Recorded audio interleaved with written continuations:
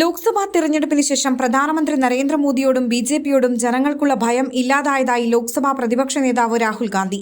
ബിജെപിക്ക് ഇത് മനസ്സിലാക്കാനോ സഹിക്കാനോ സാധിക്കില്ലെന്നും അദ്ദേഹം പറഞ്ഞു. ഇന്ത്യയിലെ എല്ലാ മതങ്ങളിലും നിലനിൽക്കുന്ന നിർഭയത്വത്തിന്റെ പ്രതീകമായ അഭയമുദ്രയെ മുൻനിർത്തിയാണ് താൻ ആദ്യത്തെ പാർലമെന്റ് പ്രസംഗം നടത്തിയതെന്ന് രാഹുൽ ഗാന്ധി പറഞ്ഞു. ടെക്സസിലെ ദലായിലെ ഇന്ത്യൻ പ്രവാസികളെ അഭിസംബോധന ചെയ്ത് സംസാരിക്കുകയായിരുന്നു അദ്ദേഹം. ബിജെപിയോടുള്ള ഭയം ഇല്ലാതായി. തെരഞ്ഞെടുപ്പ് ഫലം വന്ന തൊട്ടടുത്ത നിമിഷം തന്നെ ഇന്ത്യൻ ജനതയ്ക്ക് ബിജെപിയോടും പ്രധാനമന്ത്രിയോടുമുള്ള ഭയം ഇല്ലാതായത് ഞങ്ങൾ കണ്ടു. ഇത് വലിയ നേട്ടമാണ്. രാഹുൽ ഗാന്ധിയുടേതോ കോൺഗ്രസ് പാർട്ടിയുടേതോ നേട്ടമല്ല ഇത്. ജനാധിപത്യം സാക്ഷാത്കരിച്ച ഇന്ത്യൻ ജനതയുടെ വലിയ നേട്ടമാണിതെന്നും രാഹുൽ ഗാന്ധി പറഞ്ഞു.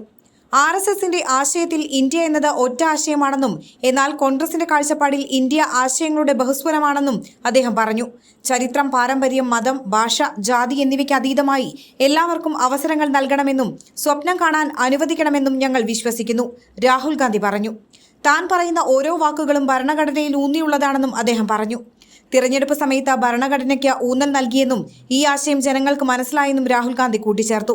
ബിജെപി തങ്ങളുടെ പാരമ്പര്യത്തെയും ഭാഷയെയും ചരിത്രത്തെയും ആക്രമിക്കുന്നുവെന്ന് ജനങ്ങൾ പറഞ്ഞു. ഏറ്റവും പ്രധാനമായി നമ്മുടെ ഭരണഘടനയെ ആക്രമിക്കുന്നവർ നമ്മുടെ മതപാരമ്പര്യത്തെയും ആക്രമിക്കുന്നതായി അവർ മനസ്സിലാക്കിയെന്നും രാഹുൽ ഗാന്ധി പറഞ്ഞു.